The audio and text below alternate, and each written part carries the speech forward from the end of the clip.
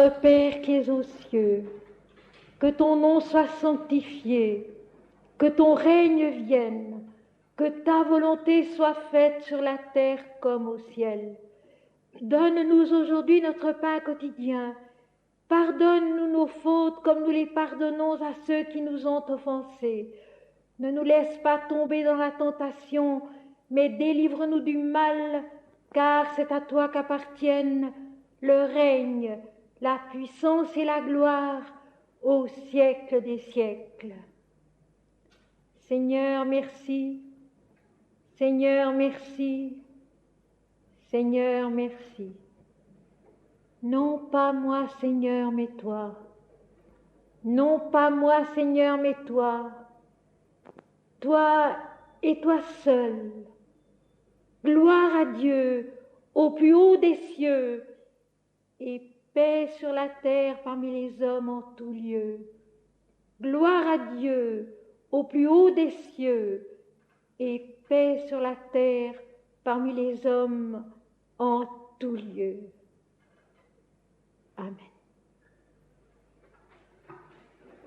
Mes amis, ce soir, troisième leçon consacrée à notre sujet, la nostalgie de l'au-delà et la révélation christique. Et nous continuons avec cela, avec l'Apocalypse.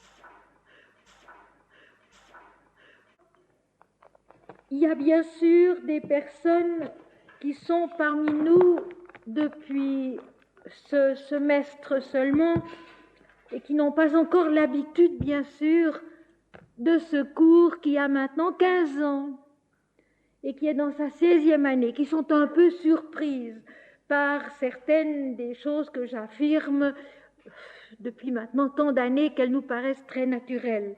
Alors, d'une part, vous pouvez m'écrire pour me poser ces questions et très probablement que je vous répondrai simplement en vous indiquant la cassette qui traite le sujet, parce que presque tous les sujets ont été traités. D'autre part, vous pouvez demander aux personnes qui vendent les livres, aux personnes qui s'occupent des cassettes, de vous dire quelle cassette correspond à votre question. Et vous aurez les réponses dont vous avez besoin. D'autre part, ce n'est pas en 3, 6, 12 ou 20 leçons que certains des problèmes fondamentaux de la foi, certains des aspects essentiels de la vie spirituelle peuvent être compris. Pour cela, il faut entendre et réentendre et réentendre et relire les évangiles, la Bible, sans comprendre. Longtemps, mais avec un grand amour pour le but à atteindre, c'est-à-dire la compréhension, et se dire que c'est en vivant, que c'est en mettant en pratique une ou deux paroles que l'on comprend, que finalement on avance, on voit plus clair et on comprend beaucoup plus de choses. Ce n'est pas en discutant. Je sais bien, mes amis, nous sommes dans une université. Et apparemment, une université, c'est fait pour discuter. Ça, je le sais bien. C'est fait pour donner un enseignement intellectuel. Ça, je le sais bien. Mais voilà, et c'est merveilleux. Nous sommes ensemble depuis 15 ans, toujours plus nombreux, et nous ne discutons pas. Nous écoutons. Moi, autant que vous. Nous écoutons les textes. Nous écoutons les textes védiques, les textes upanishadiques, les textes du Mahabharata, les textes de l'Ancien et du Nouveau Testament. Et en essayant de les comprendre d'une façon plus essentielle, plus divine, donc plus impersonnelle et plus spirituelle, peu à peu nous apprenons quelque chose, nous comprenons quelque chose, qui nous surprend, qui bouleverse en effet tout ce qu'on avait cru être vrai jusqu'ici. Ça, je suis tout à fait d'accord.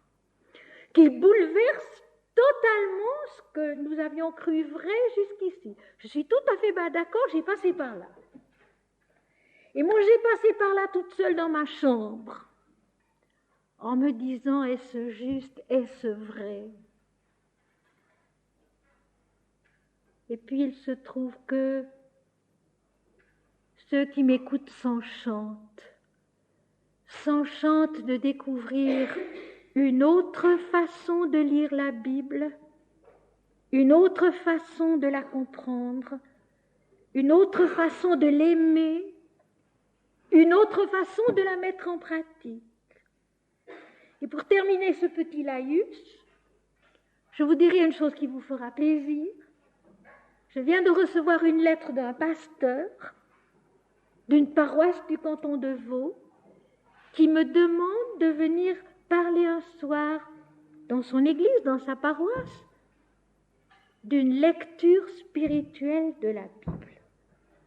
Je pense que ça vous fait plaisir. Alors je vous le donne parce que ça veut dire que notre façon de travailler tous ensemble, parce que je dis bien c'est nous, c'est pas moi, notre façon de travailler tous ensemble, peu à peu, fait peut-être dresser l'oreille à quelques-uns qui se disent après tout, la Bible comprise d'une façon tellement historique, tellement exclusive, tellement étroite finalement, ce n'était peut-être pas tout à fait ça.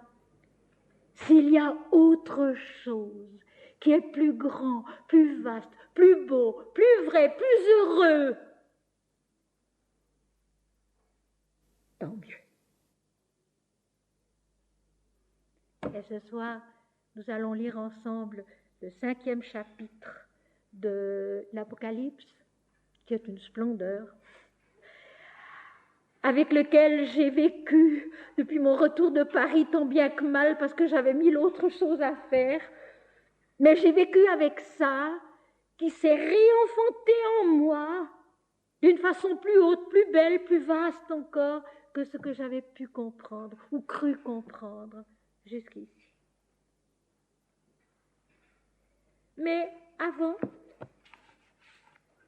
apparemment, ça n'a pas l'air d'avoir beaucoup de rapport avec notre texte, et pourtant ça en a.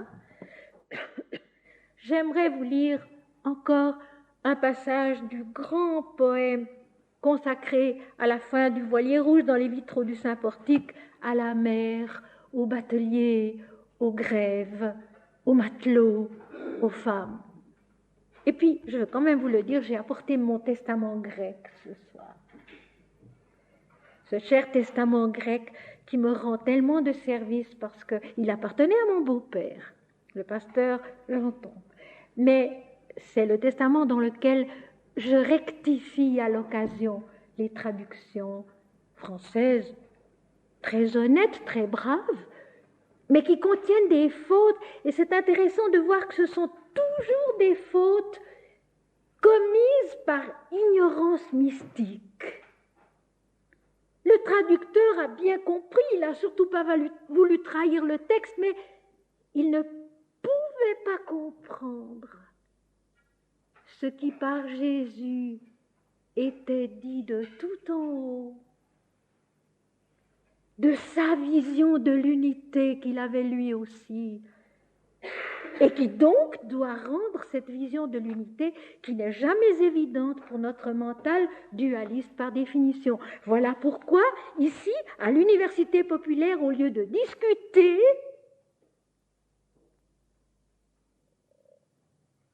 je chante. Je chante le chant d'une compréhension merveilleuse, libératrice, belle, bonne pour chacun et pour tous. Et je crois être fidèle à la base même de tout l'enseignement évangélique quand je dis que c'est un chant du pardon, de l'espérance et de la nouvelle naissance, c'est tout. C'est un chant du pardon, de l'espérance et de la nouvelle naissance. Et comprendre mieux, renoncer à une compréhension trop étroite, étriquée, qui nous muselle, pour accéder à une autre difficilement, en tremblant, en craignant de se tromper, c'est aussi l'œuvre du pardon, de l'allègement de la conscience, de l'espoir et de la nouvelle naissance. Les vitraux du Saint-Portique, pages 190 et 191. Immense est le chant de la mer sur les grèves, qu'un ouragan écroule et balaye en 1 heure, car il contient la solitude de 2 pôles conjoints, et l'énigme des eaux dans les soirs qui sanglotent se grandit des déserts de tous les cœurs étreints, où l'angoisse et la nuit sont à genoux et prient. Et l'énigme des eaux dans les soirs qui sanglotent se grandit des déserts de tous les cœurs étreints, où l'angoisse et la nuit sont à genoux et prient. Et la voix de la mer contient tous les mirages, des espérances et des morts. Elle est tous les retours et toutes les absences qui s'en viennent user les grèves dont le visage est fait de leur légende, des rochers que la mer arrache et dresse et puis rejette, si nus, si désolés, si mâchés à son front, des fils qu'elle a nourris et dévorés, des seuils qu'elle a bénis et qu'elle a laissés lourds d'innombrables adieux. La couleur de la grève est lavée, un peu triste, reflétant chaque jour sous un soleil très bas. Mais elle n'en revêt aucun. Elle emporte l'effort déchiré à sa pierre, car sa mission est de se souvenir. Les femmes sur les grèves portent le souvenir de l'époux attendu, qu'elles ont enlacé sur le seuil bleu des bises pour la dernière fois à l'aube de leurs noces. Et leurs jours sont fixés à l'horizon de brume, et leurs nuits sont tendues vers l'étoile et le vent. L'étoile qui sourit à leur baiser, le vent qui déchira au matin leur étreinte.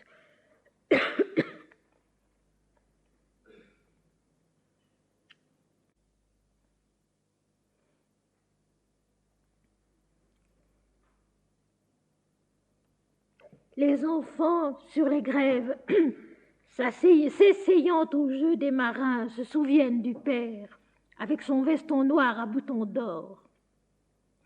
Ils portent dans leurs cris, ils portent dans leurs rires et dans leur démarche alourdie la cadence des vents et le roulis des mers. Et la façon des fils de consacrer le souvenir est de s'en aller à leur tour au fil robuste de leurs rames. Et la façon des filles de veiller au foyer sur l'ancestral serment est d'aimer à leur tour ceux qui s'en vont à chaque aube des noces. Et les noces, au bord des grèves, ont la solennité calme des grands vaisseaux dont l'âme est patiente à l'ancre des départs. Les noces ont le cœur traînant des litanies qui sont nées de la terre où s'endorment les eaux et qui doivent porter la paix dans les naufrages et la paix sur les grèves, où toujours quelque vœu attend avec des pleurs. Dans l'aveu des marins tremble une incertitude, car leurs pas modelés au grand jeu des roulis hésitent sur le sol des grèves. Ce qui est stable les étonne. Ils ont fixé leur âme au sein des tourbillons. Ils pressentent l'étoile en la nuit des orages et connaissent les pôles dans la colère des courants. Ils sont hardis dans la tourmente, ils sont timides sur les grèves. Mais dans le don de leur amour s'incruste l'espoir des minuits et la promesse des aurores, quand le cœur de l'épouse ou vilâtre fidèle règle au sein des travaux la sagesse des vents. Dans l'aveu des marins tremble une incertitude, car leurs pas modelés au grand jeu des roulis hésitent sur le sol des grèves. Ce qui est stable les étonne. Ils ont fixé leur âme au sein des tourbillons.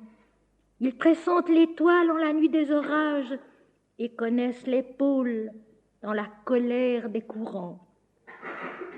Ils sont hardis dans la tourmente, ils sont timides sur les grèves, mais dans le don de leur amour s'incruste l'espoir des minuits et la promesse des aurores, quand le cœur de l'épouse ou vilâtre fidèle règle au sein des travaux la sagesse des vents.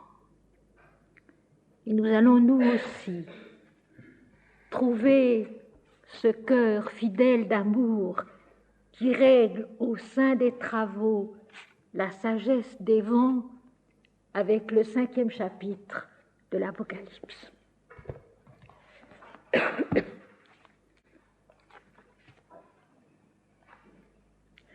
Nous avons terminé le chapitre 4 par le chant de louange que les 4 êtres vivants, que les 24 vieillards chantaient. Tu es digne, notre Seigneur et notre Dieu, celui qui est assis sur le trône, de recevoir la gloire et l'honneur et la puissance, car tu as créé toutes choses et c'est par ta volonté qu'elles existent et qu'elles ont été créées. Et maintenant le chapitre 5, qui va nous apprendre beaucoup de choses, tant que je ne suis pas sûre d'arriver au bout ce soir. Apocalypse, chapitre 5. J'ai déjà dit et répété souvent que le mot apocalypse veut dire la révélation, et non la catastrophe, et non le cataclysme. Et chaque fois que j'entends en français ce mot employé dans ce sens-là, je vous assure, j'en ai froid dans le dos. Apocalypse est un mot grec qui signifie la révélation. Et le livre commence par ces mots, révélation de Jésus-Christ que Dieu lui a donné par l'intermédiaire de son ange. Et pensons-nous vraiment que quand c'est Dieu qui parle, il le fait pour annoncer aux hommes des catastrophes et des cataclysmes? Que quand c'est Dieu qui parle, qui se révèle dans la vision de l'Apocalypse, c'est pour raconter ce qui va se passer au cours des siècles, au cours des ans. Quand Dieu parle, mes amis, c'est pour se révéler aux hommes. L'Apocalypse, c'est la révélation de Dieu en l'homme. C'est l'évangile de la connaissance et de la miséricorde. C'est un message immortel qui n'a pas d'âge et pas de temps, qui est toujours le même en nous et partout. Et nous l'avons déjà vu à propos de toute la description de la vie créée, révélant Dieu dans le chapitre 4, et nous allons le voir et le comprendre mieux encore avec le chapitre 5. Et maintenant, chaque chapitre commence par le verbe voir. Et je vis. Voir. Entendre. Nous sommes donc en pleine extase, mes amis. Nous ne sommes pas sur le plan habituel de la raison ratiocinante, dualiste de l'homme. Nous avons dépassé le mental dualiste. Nous sommes dans la vision qui est au-delà du moi individuel. Et cela, j'aurai l'occasion de vous l'expliquer beaucoup ce soir. Jean à Patmos, donc, en extase, et je dis bien cette extase, elle a peut-être duré quelques secondes ou quelques minutes, pas plus. Et il en est sorti les 22 chapitres de l'Apocalypse, qu'il a d'abord dû vivre en lui-même, écrit, c'est-à-dire incarne, vit, et ensuite exprime au mieux de tes possibilités, c'est tout. Ce n'est pas écrit sous dictée des phrases que je t'envoie toutes faites. Pas du tout. Je me révèle à toi. C'est le Seigneur qui parle. Je me révèle à toi. Garde, retiens, vis, deviens la révélation. Et puis, tu pourras la transmettre, tu pourras la donner, mais seulement quand tu l'auras vécue, et pas avant. Et l'humanité, jusqu'ici, a refusé de vivre l'Apocalypse. Elle croit qu'elle la vit quand il arrive des guerres et des malheurs, et c'est tout à fait faux. L'humanité, jusqu'ici, a refusé de vivre l'Apocalypse, de vivre cette révélation de Dieu en l'homme, qui est une délivrance, qui se termine dans la toute lumière de la plénitude divine. Il ne faut jamais l'oublier et ne jamais se laisser aller à de nouveau tomber dans une petite explication trop étroite. Plus c'est vaste, plus c'est grand, plus c'est aimant, plus c'est heureux, plus c'est beau, plus ça risque d'être vrai. Je dis ça risque. Plus ça risque d'être vrai. Ce n'est même pas encore sûr que ce soit vrai. Mais peut-être que c'est un peu sur le chemin de la vérité. C'est tout. Plus c'est petit, plus c'est racorni, plus c'est ramené à l'homme, au petit égo, à ses petites histoires, ses petites épreuves, ses souffrances. Nous allons voir la souffrance tout à l'heure. Plus on est sûr que ce sera faux. Alors ça, on peut en être sûr. Plus on est sûr que ce sera faux, c'est Dieu qui parle. C'est Dieu qui parle. Dieu qui parle en l'homme. Dieu qui parle à l'homme. L'Éternel qui parlait à Abraham, à Jacob, à Isaac, à Moïse, à Élie. C'est Dieu qui parle pour se donner à ses créatures. C'est tout de même autre chose. Puis je vis, dans la main droite de celui qui était assis sur le trône, un livre écrit en dedans et en dehors, scellé des 7 sceaux. C'est magnifique. C'est magnifique. Je vois. Dans la main droite, la droite dans la Bible, c'est toujours la droiture de la conscience. La conscience qui avance sur le chemin de la vérité. Donc la droite du Seigneur, c'est la protection, la sauvegarde de la vérité. Comme Aditi, le sommet de la mer divine dans l'Inde, celle qui est sans attribut, Aditi, sans attribut, est une avec Brahman, l'absolu, et donc la gardienne de la vérité. Eh bien, la droite du Seigneur dans la Bible, c'est aussi le gardien de la vérité. Je vis Dans la main droite, donc la main, celle qui fait, celle qui sait, celle qui dirige l'action. Dans la main droite, la main de vérité, la main d'habileté, la main de l'ouvrage, de l'œuvre de l'Éternel, de celui qui était assis sur le trône, donc de celui qui est le souverain de la révélation, le souverain de l'extase. Un livre écrit en dedans et en dehors. Cette vérité divine, mes amis, qui est toujours le dedans et le dehors en même temps. Le royaume de Dieu est le dedans et le dehors de nous, dira saint Thomas dans son évangile, chapitre 3. Ce livre dans la main droite du Seigneur, qu'est-ce que c'est?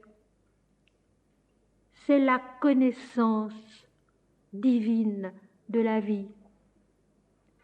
La connaissance de la vérité spirituelle, mais totale, scellée des 7 sceaux, scellée de ces 7 plans que nous avons vus et analysés, qui représentent toute la vie incarnée.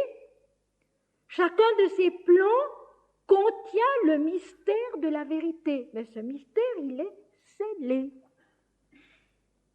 Il ne nous est pas connu. Et nous allons voir, avec la suite du texte, comment finalement il peut être découvert, il peut être connu. L'Apocalypse, mes amis, l'annonce de la destruction de Jérusalem par Titus en l'an 70, seulement ça,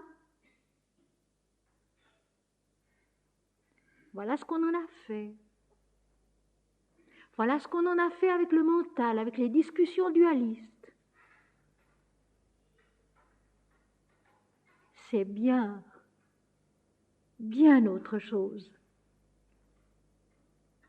Et c'est bien heureux qu'il en soit ainsi. Le livre dans la main droite de celui qui est assis sur le trône.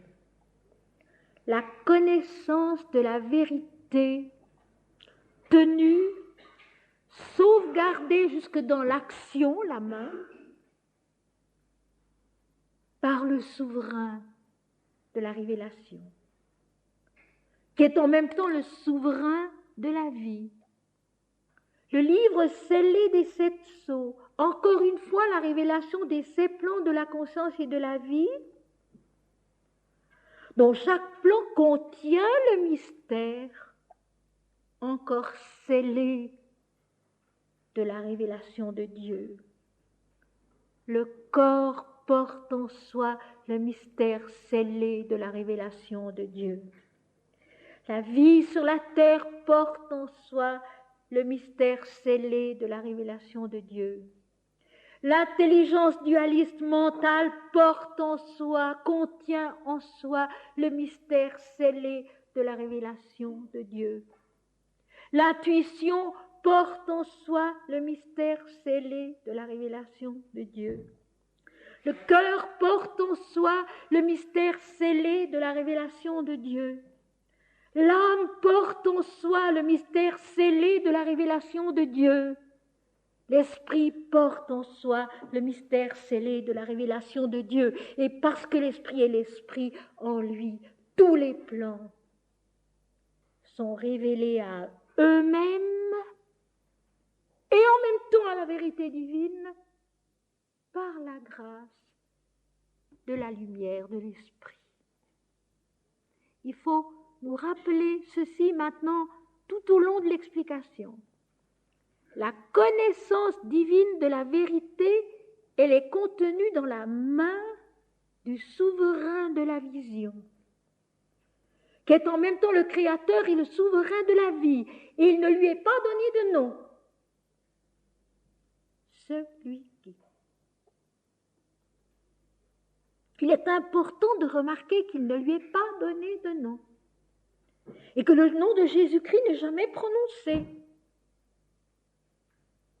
Et que Jésus-Christ lui-même a dit, le blasphème contre le Fils de l'homme sera pardonné. Mais le blasphème contre l'esprit, il ne sera pardonné ni dans ce siècle, ni dans le siècle à venir. Pourquoi? Parce que renier l'esprit qui est un, qui est tout et qui est impersonnel, c'est renier la vie elle-même.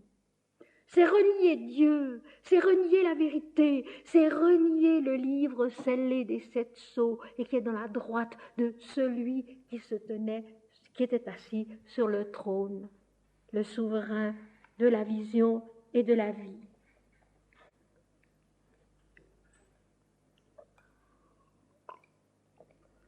Et c'est tellement clair que je n'ai pas besoin d'expliquer davantage.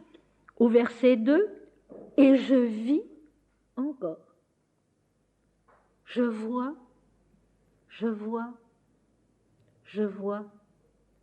j'entends. » Les 2 mots clés de toute vie mystique, depuis le fond des millénaires, et jusqu'à aujourd'hui, ça n'a jamais changé. Dans l'Ancien Testament, c'est pareil. Dans la sagesse hindoue, c'est pareil. Yantra mantra, voir et entendre. Et dans l'Apocalypse, et aujourd'hui, les vrais saints, les vrais sages, eux aussi, voient et entendent. C'est-à-dire voient et comprennent. Et je vis, et voici maintenant un adjectif qui va être employé pour la première fois dans l'Apocalypse. Et je vis un ange puissant. Il n'y a pas de plus. La vision devient plus intense, plus précise, plus insistante, plus forte. Un ange, angelos, le messager, la lumière. Je vis un ange puissant qui criait d'une voix forte, « Qui est digne d'ouvrir le livre et d'en rompre les sceaux ?» La question. Qui peut connaître la vérité du souverain maître des cieux? Qui peut comprendre les textes? Qui peut comprendre la vision?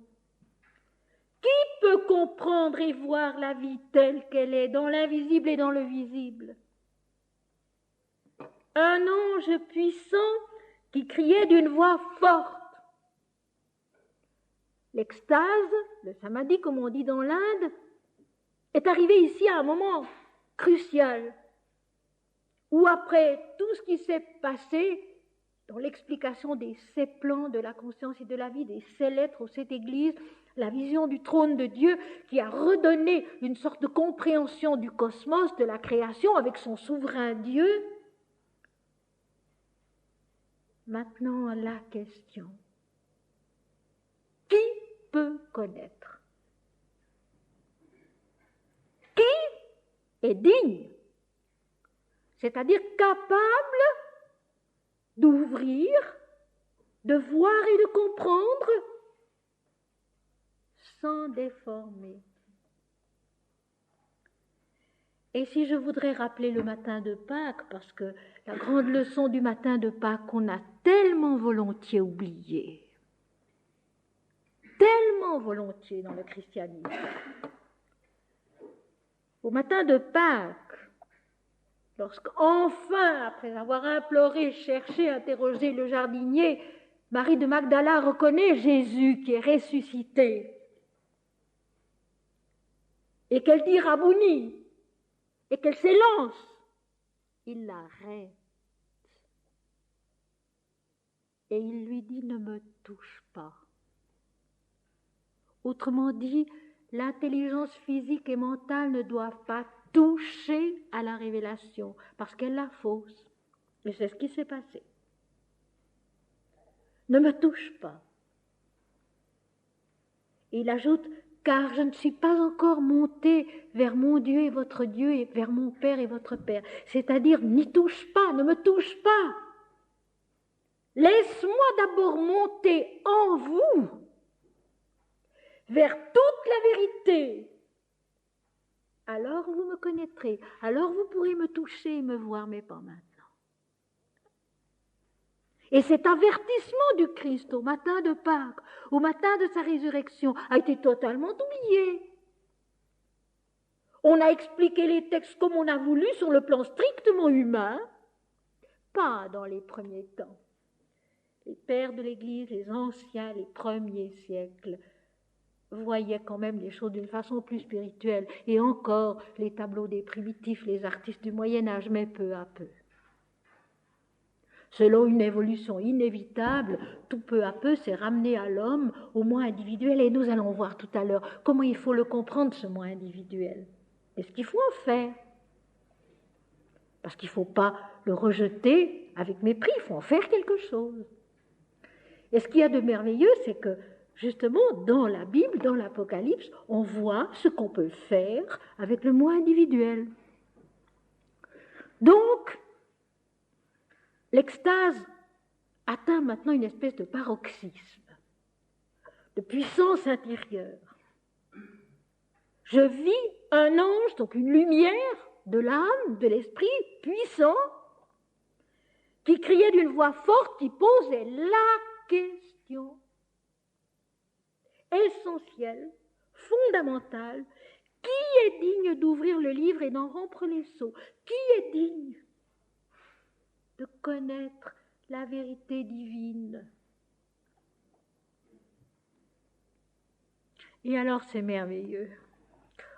Au verset 3, évidemment, personne dans le ciel, ni sur la terre, ni sous la terre ne put ouvrir le livre ni le regarder. Personne. Aucun individu. Aucune intelligence individuelle. Aucune conscience personnelle. Bien sûr. C'est l'évidence même. Personne dans le ciel, même dans la pensée élevée, noble, déjà supérieure, mais toujours encore dualiste, attachée à la personne, à l'individu, et c'est ce mot personne que je trouve admirable. Personne n'est trouvé digne. Dans le ciel, donc, déjà, dans un certain effort d'élévation, d'intelligence, de compréhension plus élevée, ni sur la terre, dans le domaine des formes et du nom, de la vie concrète dans les dualités, ni sous la terre, dans l'inconscient, où nous avons si peu de prise et si peu d'autorité sur nous-mêmes, ne put ouvrir le livre et le regarder, c'est-à-dire comprendre et voir la vérité. Personne, ni dans le ciel, ni sur la terre, ni sous la terre, ne put ouvrir le livre ni le regarder. Aucune conscience individuelle incarnée, même noble et généreuse et élevée, ne peut connaître la vérité divine qui est indivisible, une, l'Éternel est un, parce que jusque-là, nous sommes conditionnés par la différenciation dans les dualités, le bien, le mal, la vie, la mort, l'agréable, le désagréable, etc. Personne. Verset 4. Et je pleurai beaucoup de ce que personne ne fut trouvé digne d'ouvrir le livre ni de le regarder. Et je pleurai beaucoup de ce que personne ne fut trouvé digne d'ouvrir le livre ni de le regarder. Et je pleurai beaucoup. Mes amis,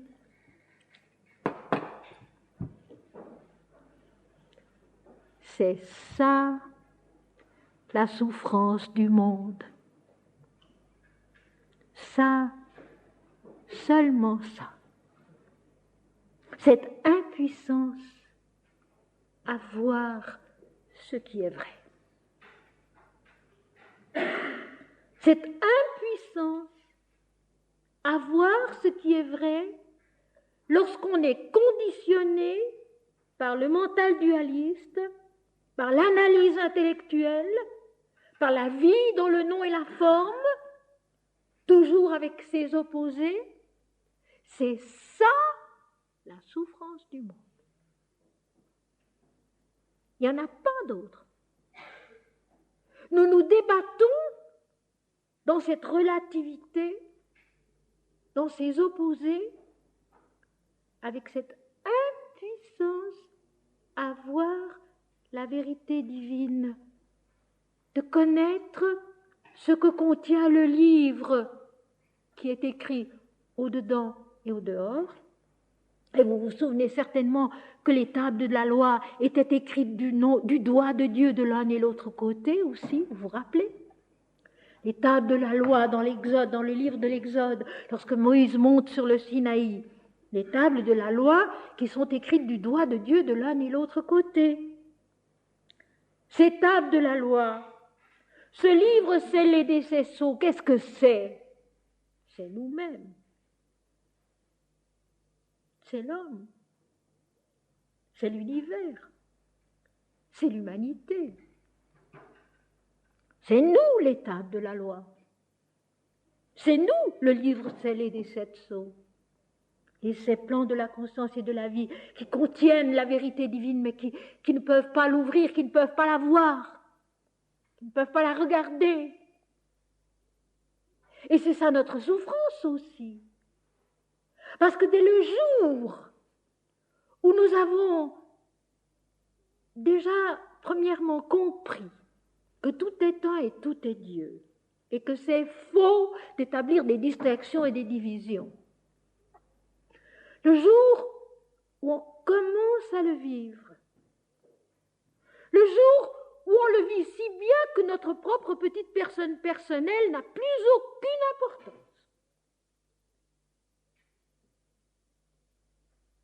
nous sommes bien heureux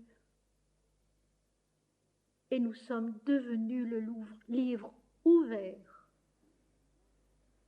dont les 7 sceaux ont été rompus. Donc, la souffrance de l'humanité, je pleurais beaucoup.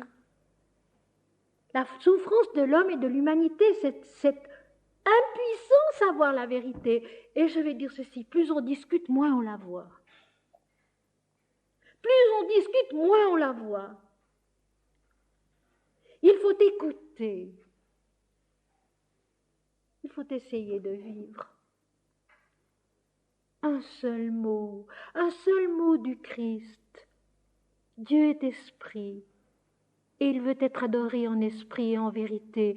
Le temps vient, il est déjà venu, où nous n'adorerons plus l'Éternel sur cette montagne de Sion, dans cette ville sainte, dans ce temple sacré, car Dieu est esprit, et il veut être adoré en esprit et en vérité, et il sera adoré partout dans le monde. Jean chapitre 4. Jésus a tout dit. Mais nous ne l'écoutons pas. Jésus a tout dit. Et nous ne l'écoutons pas. Nous ramenons cela à notre image, à notre idée. Nous faisons de lui un personnage humain alors qu'il est l'éternel Dieu.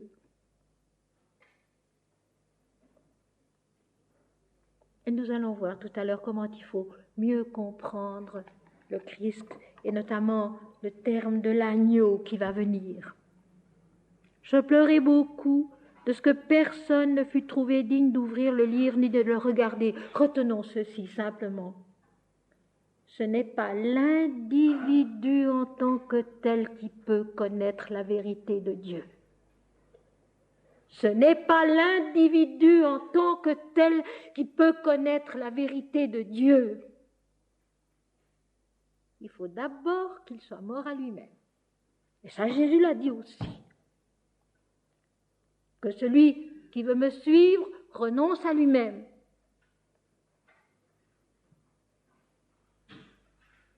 Sans ce renoncement, et nous allons voir tout à l'heure quel sens positif il a ce renoncement. Sans ce renoncement, nous ne pouvons rien comprendre à la vérité divine qui est une qui est au-delà des divisions, au-delà des individus. Personne ne fut trouvé digne d'ouvrir le livre et de le regarder, de voir la vérité, de voir le vrai. Tiens, c'est intéressant de se rappeler en passant que le rishi, le mot au sanskrit rishi, veut justement dire celui qui a vu le vrai. Personne n'a été trouvé digne de voir la vérité. Mais l'un des vieillards, donc l'un des 24 principes de la création, l'un des vieillards me dit, ne pleure point. Voici le lion de la tribu de Juda, le rejeton de David, a vaincu pour ouvrir le livre et ses 7 sceaux. Alors ce verset-là demande beaucoup d'explications. L'un des vieillards, donc l'un des principes de la création, assis sur un trône, vous vous rappelez aussi, autour du trône central sur lequel quelqu'un était assis et qui tient donc le livre de la vérité dans sa main droite. L'un des principes de la création, fidèle à la vérité de la création, me dit, ne pleure point. Ta peine doit passer. Ta peine, elle est relative et elle est un effet de ton ignorance. Ne pleure point. Voici le lion de la tribu de Juda. Alors la tribu de Juda, c'est la première et la plus nombreuse des tribus d'Israël. Celle qui s'est ralliée au roi David et à sa maison, à sa descendance, et qui a donné son nom au sud du pays, la Judée. Le rejeton de David. David, depuis l'Ancien Testament, dans toute la Bible, c'est le nom de la promesse divine, le nom de la révélation, le nom de la fidélité de l'Éternel dans son alliance avec son peuple. Et ce peuple, mes amis, c'est l'univers entier, l'humanité entière. Ce n'est pas seulement un seul peuple qui s'appelle Israël. Israël est en nous, comme tous les autres peuples, comme tout est en nous. Et on fait tort, tellement tort à Israël, en lui donnant cette espèce de fausse auréole de peuple élu, alors qu'il est un plan de notre conscience, un plan de notre conscience instruit par l'Éternel, conduit par l'Éternel, sur ce chemin de la libération du moi individuel de l'ego. Il a une valeur universelle et impersonnelle, ce peuple. Et on l'enferme dans une individualité. Cette individualité, justement, qui ne peut pas voir la vérité, qui ne peut pas la comprendre.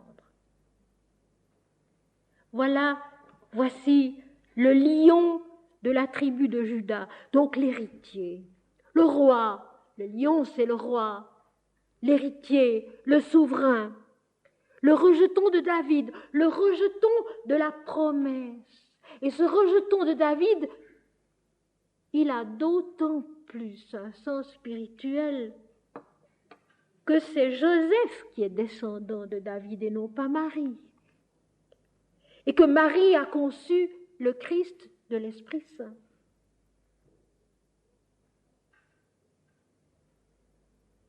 Vous voyez, comme il est faux de s'attacher aux apparences.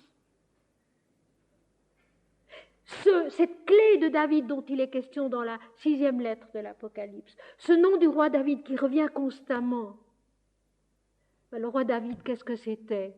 Il est dit dans 1 Roi chapitre 11, son cœur était tout entier à l'Éternel son Dieu. Il suivait pleinement l'Éternel son Dieu. C'est ça, David. C'est un plan spirituel. Et c'est encore d'autant plus beau que dans cette fidélité à l'Éternel, dans cette croissance spirituelle au travers des siècles, le péché, la faute et le pardon ont leur place. David a failli. David a été pardonné.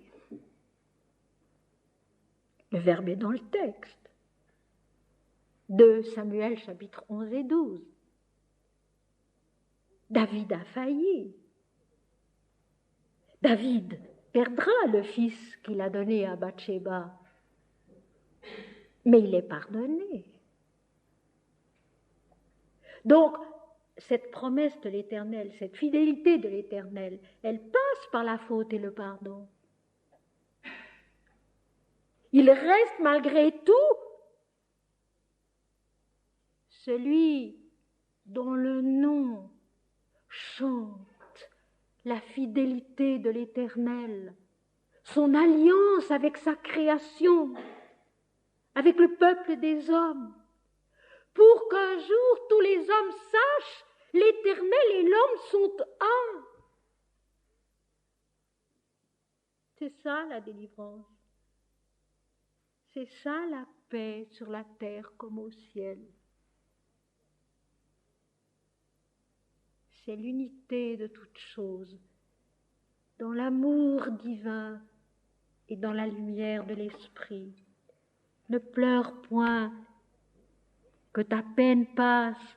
Voici le lion de la tribu de Juda, donc le plus puissant, le roi, l'héritier, le rejeton de David, invaincu pour ouvrir le livre et ses 16 sceaux. Bien évidemment, il est question du Christ. Alors Jésus a vaincu quoi? Notre péché, c'est sûr. Notre erreur, c'est sûr. En lui-même, par sa vie, par sa mort, il nous a remontré le chemin. Mais depuis, les choses n'ont pas changé. L'égoïsme règne toujours. Massacreur, orgueilleux, triomphant partout, rien n'a changé. La victoire de Jésus, elle est où?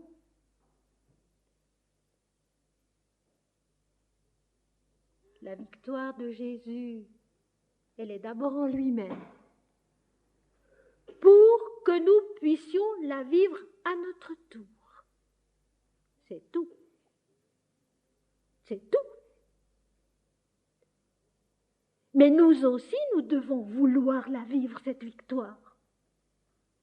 À celui qui vaincra, à celui qui vaincra. Ainsi se termine chacune des lettres de l'Apocalypse dans les 2e et 3e chapitres du livre. Le lion de la tribu de Juda, le rejeton de David, a vaincu pour ouvrir le livre et ses 16 sceaux. Donc, le Christ. Et il est dit dans les textes que le Christ sur la terre est soumis à la loi de l'Éternel, donc à la loi de la vie dans les dualités. Jésus n'avait pas, si vous voulez, à triompher d'un péché qu'il avait commis, et c'est d'autant plus intéressant,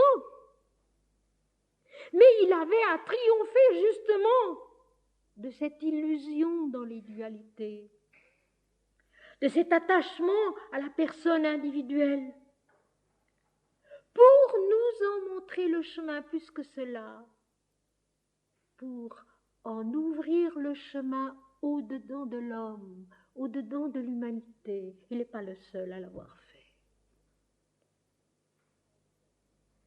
Ce chemin qui est toujours le même. Et si on veut, sous tous les autres noms, on peut, si on en a encore besoin, parce qu'on peut en avoir encore besoin, on peut, si on en a encore besoin, se dire qu'au fond, ce n'était que le Christ toujours qui s'incarnait, sous d'autres noms. Jésus lui-même le dit.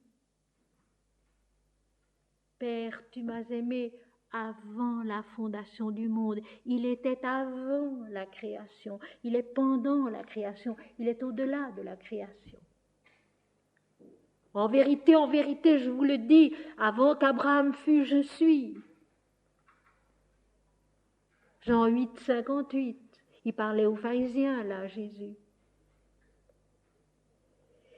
Il a, en lui-même, triomphé de tous ces obstacles intérieurs de l'individualisation, de la personnalisation, pour retrouver le chemin, la rédemption, de la résurrection, c'est-à-dire de la renaissance à ce que nous sommes, l'image du Dieu invisible.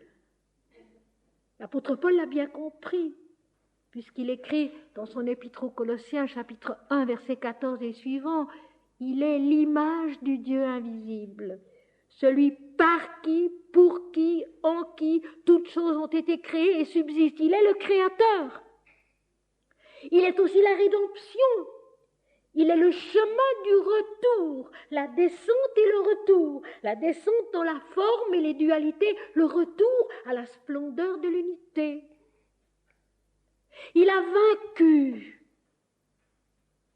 la souveraineté du moi individuel dans l'incarnation.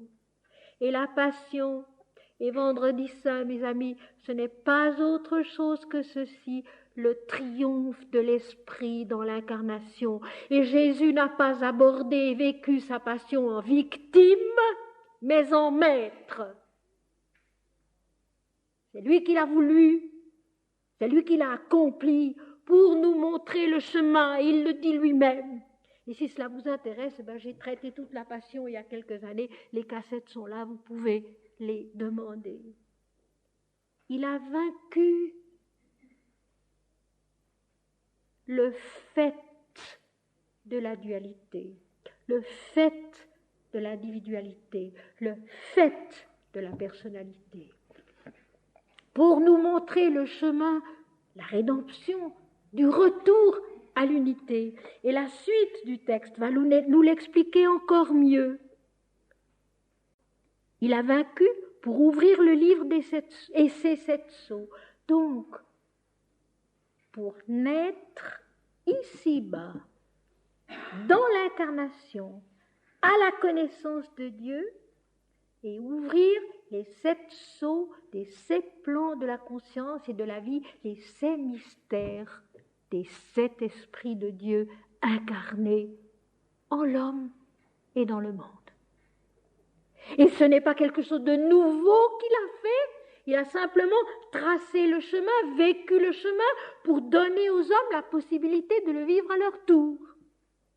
Mais avec notre manie de toujours vouloir comprendre les choses de l'extérieur et ne les vivre qu'à l'extérieur et pas à l'intérieur, accabler les autres d'une foi que nous n'avons pas vécue jusqu'au bout, au lieu d'essayer de la vivre pour nous-mêmes, en nous-mêmes, et d'avancer dans notre petit coin, humblement, simplement, en mettant en pratique les quelques rares paroles que nous comprenons. Aimez-vous les uns les autres comme je vous ai aimés. Aimez-vous les uns les autres sans préférence et sans orgueil. Acceptez les gens comme ils sont. Ne désirez pas toujours changer les autres, changez-vous vous-même. C'est cela, aimer. On ne peut d'ailleurs que se changer soi-même, peut-être et parfois. Mais les autres, on ne les change jamais. Chacun doit faire le travail pour soi-même. Et c'est dans ce sens-là que Christ est victorieux. Parce qu'il a vécu, tracé le chemin de la victoire sur soi-même. Et ceci, il faut bien le comprendre.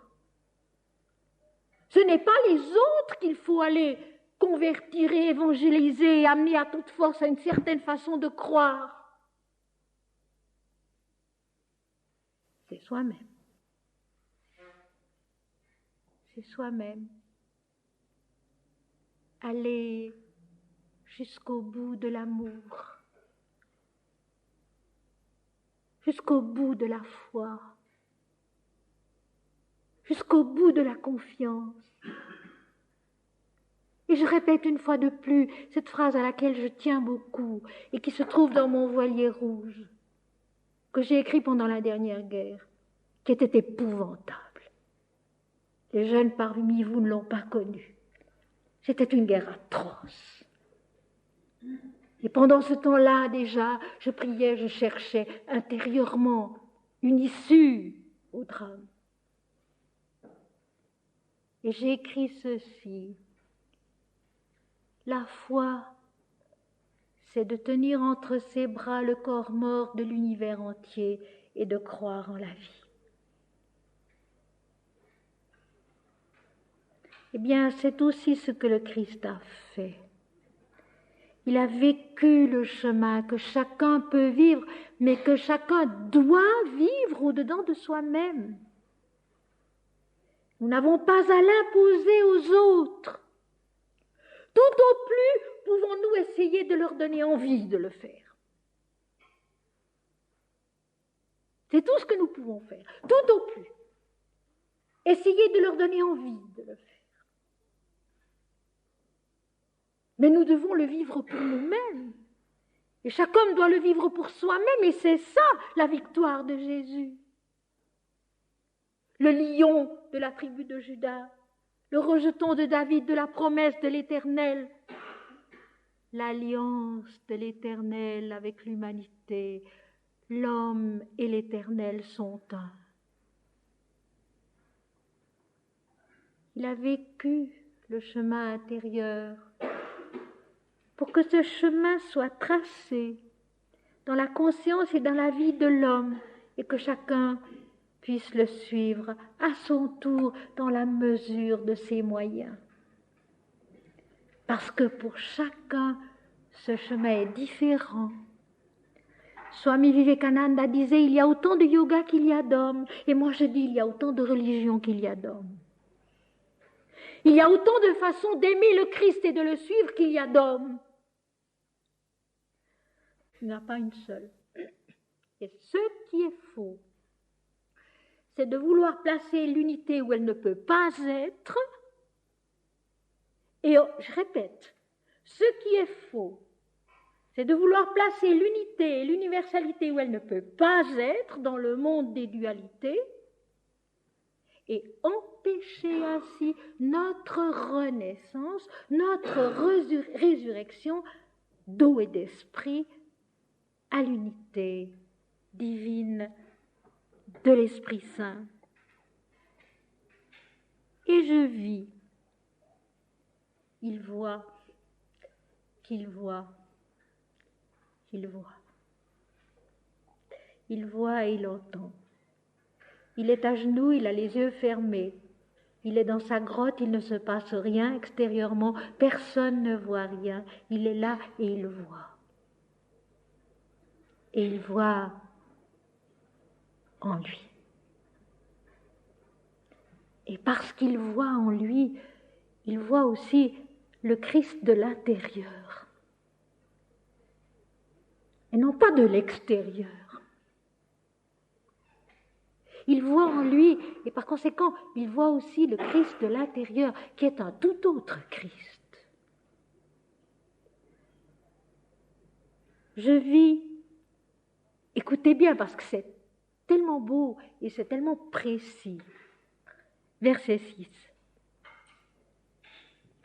Je vis au milieu du trône et des 4 êtres vivants que nous avions vus au chapitre 4, et au milieu des vieillards, donc de tous ces éléments de la création, centrés autour du trône, divinement vrai, issus du divin, vivant du divin, je vis au milieu du trône et des 4 êtres vivants, et au milieu des vieillards, un agneau qui était là comme immolé.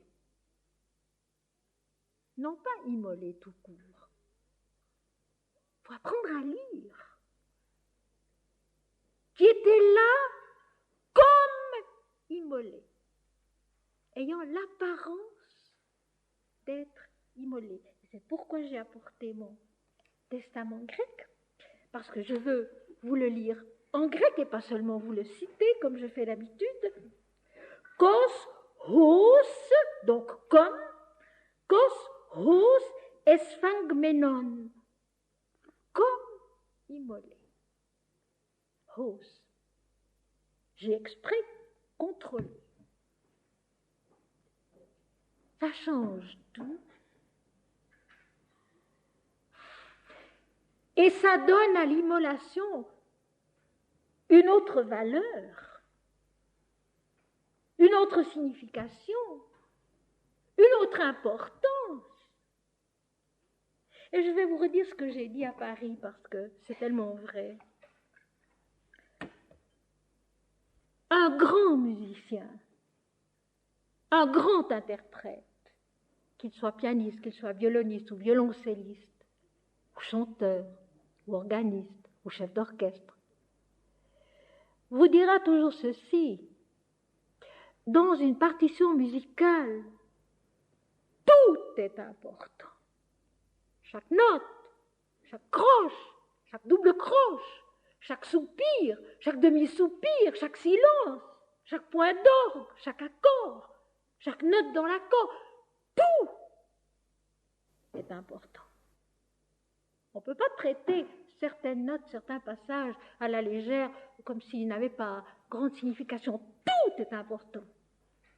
Et le grand interprète, le grand chef d'orchestre, le grand chanteur, le grand pianiste, le grand violoniste, le grand violoncelliste, le grand contrebassiste, vous donnera la plénitude de la beauté et du langage de l'œuvre parce que justement, il donne à tout son importance. Même à un quart de soupir, qui suivant comment il est vécu, parce que le soupir, le quart de soupir, comme le point d'orgue ou comme le long silence, doivent être vécus. Suivant comment ils sont vécus, ils détruisent l'œuvre ou au contraire, ils l'éclairent, ils la rendent compréhensible, ils la transmettent avec vérité. Ben, c'est la même chose avec la Bible. Chaque mot a son importance. Et mon petit comme là a une immense importance. Je vis au milieu du trône et des quatre étangs. Au milieu du trône. Donc dans le trône lui-même. En Dieu. Je vis en Dieu. Et au milieu des quatre éléments de la vie, les quatre êtres vivants. Donc de l'organisation, de la structure, de la manifestation du divin, de la création. Au milieu des vieillards, des principes de la création. Un agneau qui était là comme immolé, qui avait l'apparence d'être immolé. L'agneau se trouve dans toute la Bible. Du commencement de l'Ancien Testament à la fin du Nouveau.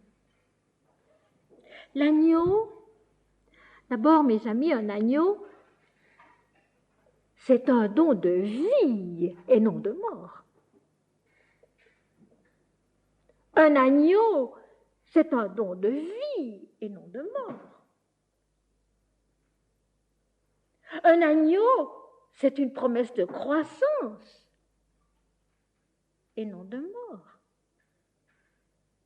Et dans l'Ancien Testament, il fallait toujours offrir perpétuellement, chaque matin et chaque soir, un agneau donnant sans défaut. L'offrande de l'unité, l'intelligence de l'unité, c'était déjà ça. Et maintenant, Jésus a toujours été appelé l'agneau de Dieu, l'agneau sans défaut. Alors je vais essayer de vous faire comprendre quelque chose. Jésus, en tant que Christ, c'est le Créateur et l'Illuminateur, le premier-né de toute la création. Il est Surya, le soleil, le Créateur, l'Illuminateur, celui qui enfante la vie et qui enfante aussi l'âme à la vérité divine. C'est le Christus Rex, le roi, maître de sa propre passion, qui montre le chemin. Et l'agneau, eh bien, c'est notre façon d'être le Christ ici-bas. Vous voulez noter et retenir ceci. L'agneau, c'est notre façon d'être le Christ ici-bas. Et nous allons bien comprendre. Il est comme immolé. Il est souverain, l'agneau, mais soumis à la loi de l'Éternel, obéissant à la loi de l'Éternel, de la rédemption, de la résurrection, accomplissant ici-bas le chemin intérieur de l'obéissance et de l'amour et de l'offrande de soi, offrande de la vie à l'éternité pour retrouver la vérité divine. C'est clair. Le Christ, c'est l'Éternel Dieu, le Fils unique, en lequel nous sommes tous le Fils de Dieu, le Créateur et l'Illuminateur. Et l'agneau, c'est notre façon d'être le Christ ici-bas. Comme immolé. Et je pense ici à ces statues fréquentes du dieu Shiva, le dieu de l'unité étincelante dans l'Inde, et qui danse sur l'âme individuelle, qui est toute petite. Bien, c'est cela. Comme immolé, comme sacrifié, mais en réalité souverain, en réalité un avec l'Éternel Dieu, mais qui ici-bas doit suivre le chemin humble, docile de la vie et non pas de la mort, qui se donne à Dieu. Parce que l'agneau, c'est la vie, ce n'est pas la mort. C'est la croissance, ce n'est pas la mort. L'agneau, c'est notre façon d'être le Christ ici-bas.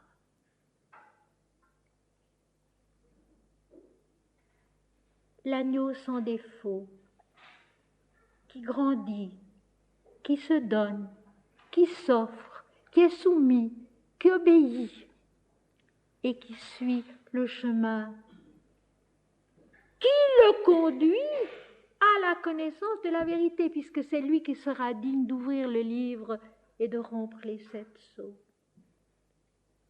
Je voudrais que vous compreniez bien cela, parce que c'est très important. Cela renverse définitivement la statue des martyrs, des holocaustes, des victimes, dont l'éternité n'a que faire. L'éternité se nourrit de la vie, par définition. Et ici, je dirais que les mots eux-mêmes deviennent le verbe de vérité. L'éternité ne peut pas se nourrir de la mort, elle se nourrit de la vie. Et voilà pourquoi notre agneau ici, il est comme immolé. Il est en Dieu, au milieu du trône, au milieu des éléments de la vie incarnée, qui révèlent Dieu au néant, cet immense cadeau fait au néant, l'absolu qui descend dans le néant, qui rend le néant vivant avec l'inévitable nécessité de la dualité, de l'apparence, de l'image, pour que le néant peu à peu, étape après étape, connaissance par connaissance, saut par saut, puisse monter à la connaissance du divin, de l'absolu.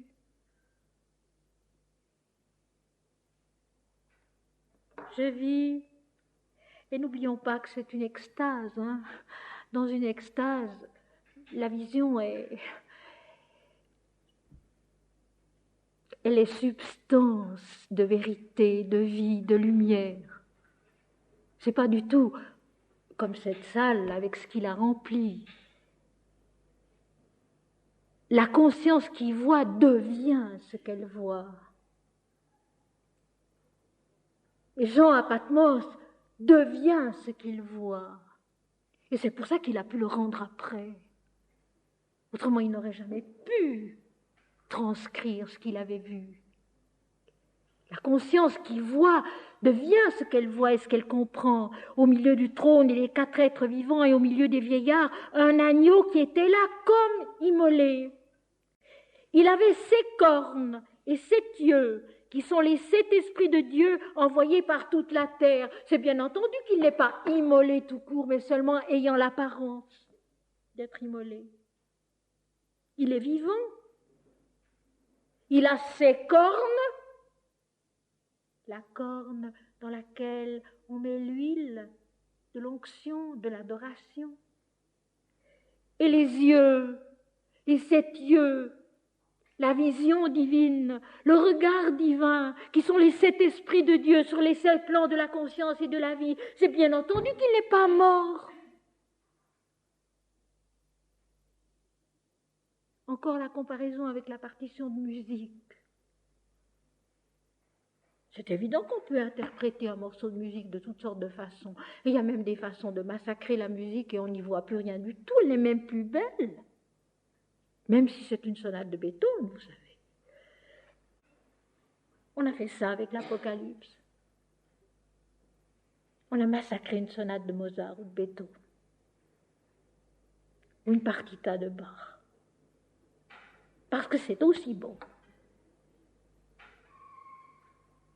Cet agneau qui est le Christ intérieur de chaque être, vivant, grandissant, offert à l'éternité, jour après jour, donné à la connaissance, à la découverte de la connaissance divine, ici-bas, dans le monde des dualités. Il a les 7 cornes de l'abondance spirituelle, de l'onction spirituelle, de l'adoration spirituelle, et 7 yeux qui sont les 7 esprits de Dieu envoyés par toute la terre. Le Christ, une victime. Allons donc. 7 yeux qui sont les 7 esprits de Dieu envoyés par toute la terre. Le regard divin sur chaque plan de la conscience et de la vie, répandu dans le monde entier. L'Esprit de Dieu qui, comme l'a déjà dit Moïse dans le livre des Nombres, chapitre 27, verset 12, je crois, ou 15, je ne suis plus tout à fait sûre, Seigneur Dieu, Esprit de toute chair. Christ est toute la vie. Et il est l'intelligence et le regard divin de toute la vie, à tous les plans de la création et de la conscience. J'insiste tant parce que je sais que c'est ahurissant d'entendre cela dit. Mais c'est vrai, il faut s'en souvenir. Il faut essayer de le vivre. Et la façon d'essayer de le vivre, c'est de s'en réjouir d'abord. De dire, mais c'est donc ça. C'est donc si merveilleux. C'est donc tellement miséricordieux. Personne jamais ne se perd de la miséricorde du Seigneur. Vous voulez aussi vous rappeler cela. Personne jamais ne se perd de la miséricorde de Dieu. C'est une loi scientifique. Rien ne se perd, tout se transforme. Rien ne se perd, tout se transforme. Il faut parfois beaucoup de détours et de difficultés. Et l'apparence de l'immolation, rappelons-nous. L'apparence de l'immolation, rappelons-nous. Pour nous-mêmes aussi, ou pour d'autres que nous aimons. Mais en réalité, c'est une transformation, c'est une renaissance, une naissance à la vie. Les 7 yeux de l'agneau qui est là, au milieu du trône de Dieu, au milieu de la structure de la création, et qui a 7 yeux, qui sont les 7 esprits de Dieu envoyés par toute la terre. Rien ne se perd, tout se transforme. Et pour vous encourager, je vous dirais qu'il y a 4 ans, j'aurais encore été incapable d'expliquer tous ces passages comme cela.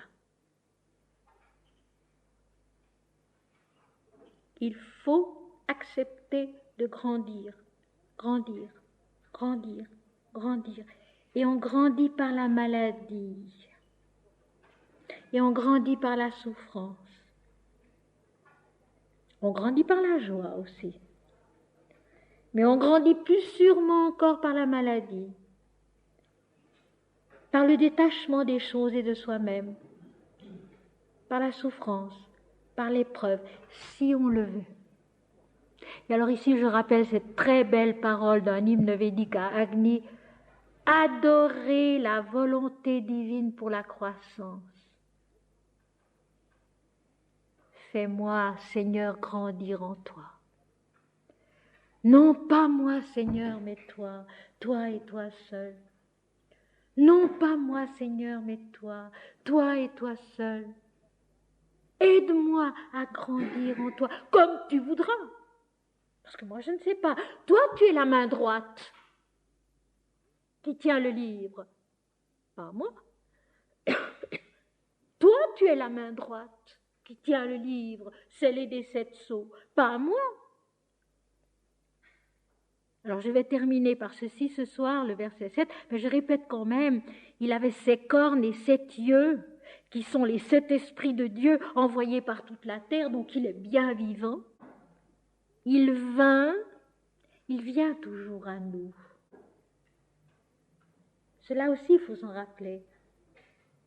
Il vient toujours à nous. Seigneur, viens, mais viens comme tu voudras. Et non pas comme moi j'aimerais bien. Il vient à nous. Mais viens comme tu voudras, comme tu sais, parce que toi tu es la main droite qui tient le livre et les 7 sceaux. Et pas comme moi je pourrais désirer. Il vint, il prit le livre de la main droite de celui qui était assis sur le trône.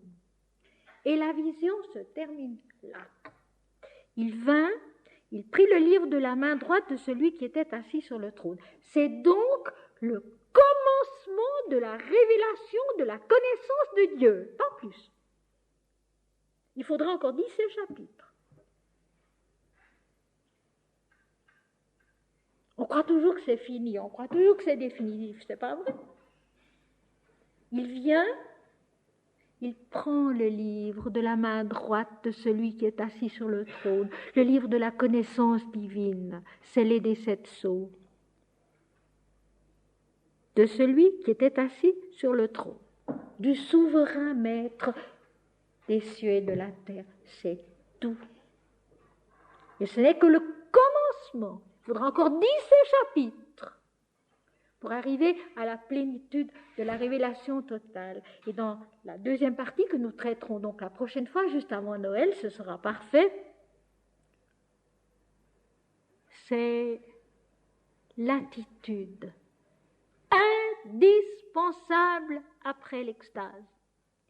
L'attitude, la seule juste, la seule bonne, la totale humilité de la louange et de l'adoration, c'est tout.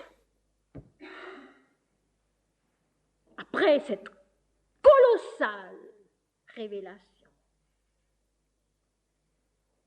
Et je vous assure que Jean à Patmos a dû être des jours et des jours et des jours et des jours, immobile, à méditer, à réfléchir, à repasser ce qu'il avait vu et entendu en lui, pour essayer de le transcrire sans le déformer. Trop! D'être digne lui aussi, comme l'agneau, de reconnaître et de recevoir la connaissance divine sans la déformer, sans la ramener au moi-je. Mais l'indication est aussitôt donnée après la vision. La louange, la gloire de Dieu et Dieu seul. La gloire de Dieu et Dieu seul. Ce sera notre sujet de la prochaine fois. Et maintenant, avant de nous séparer, je vais vous lire encore un poème tiré des vitraux du Saint-Portique qui sont à la fin du Voilier rouge. Justement, l'attitude qu'il faut avoir lorsque, si peu que ce soit, l'agneau s'éveille en nous, nous regarde de ses yeux et nous apprend quelque chose.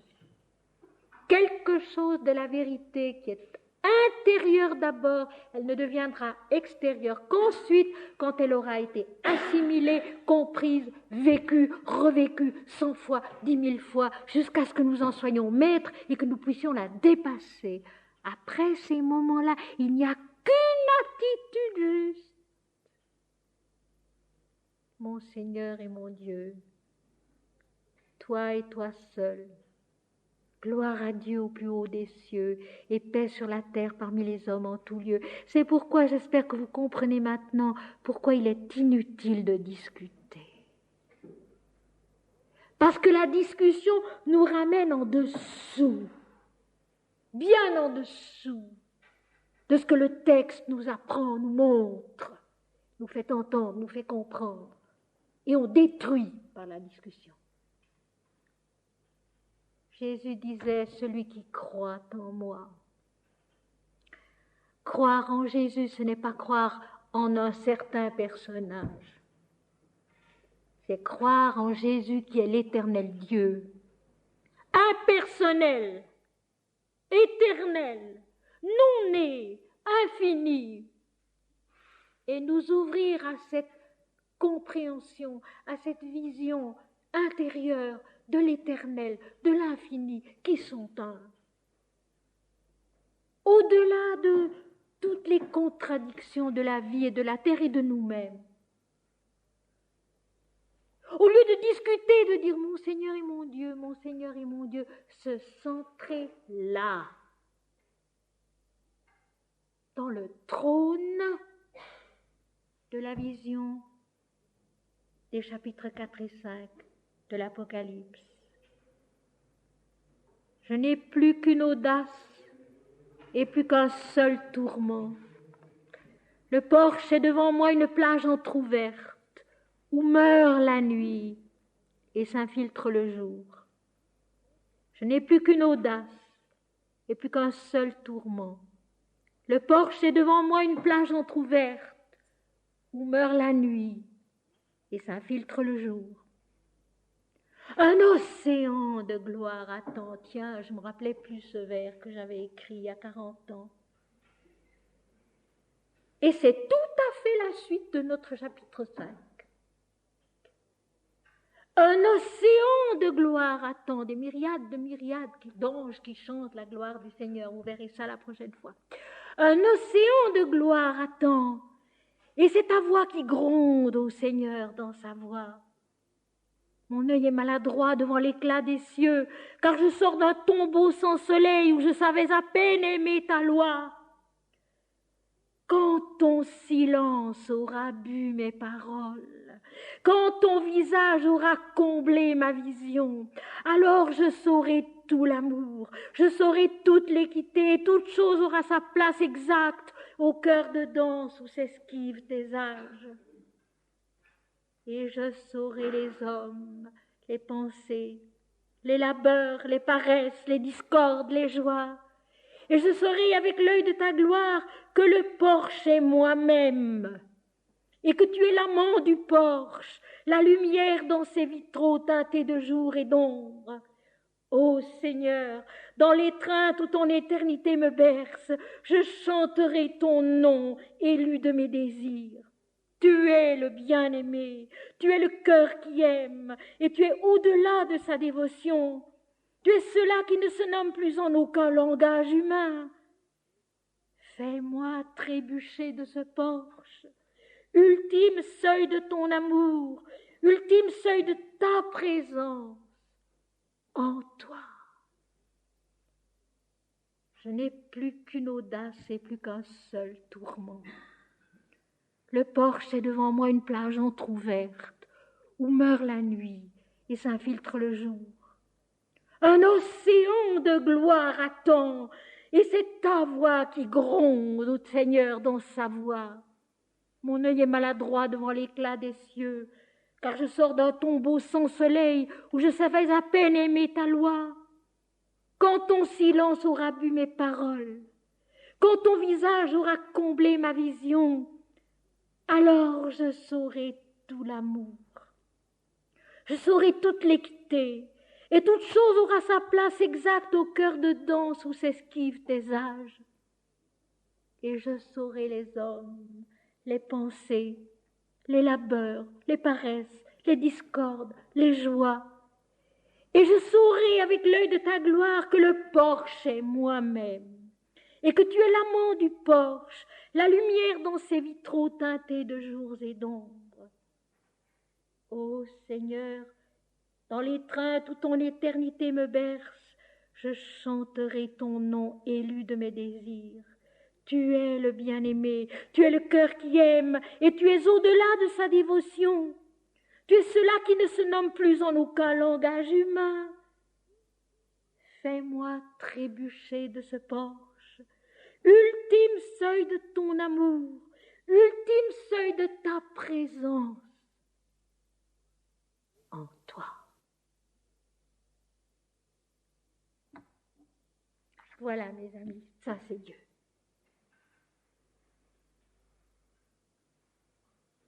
Et pas ce que nous en faisons.